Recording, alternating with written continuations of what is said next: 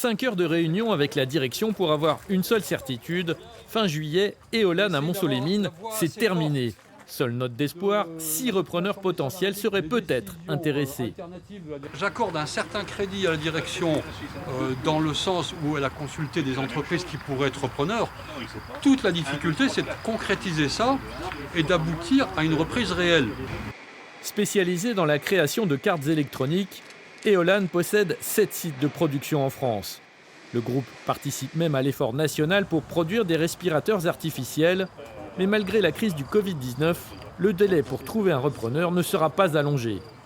Ce serait quand même l'ironie du sort de voir notre site disparaître juste avant une possibilité de renaître grâce aux effets de la crise de coronavirus. Pourtant, le PDG d'Éolane fait le choix de se séparer d'un site qui, selon lui, ne pourrait pas rapidement retrouver une activité rentable. On a mis combien de temps pour délocaliser? On m'a donné 30 ans, alors j'espère qu'on ne mettra pas 30 ans pour relocaliser, mais c'est pas dans l'échelle de temps, si vous voulez, qui serait la solution de Monceau. Sur le parking, salariés et élus ont le sentiment d'être depuis un an menés en bateau. Mais il nous amuse, hein. Il n'y a pas si longtemps que ça, il disait qu'il n'y croyait pas à la reprise, et puis maintenant il nous sort.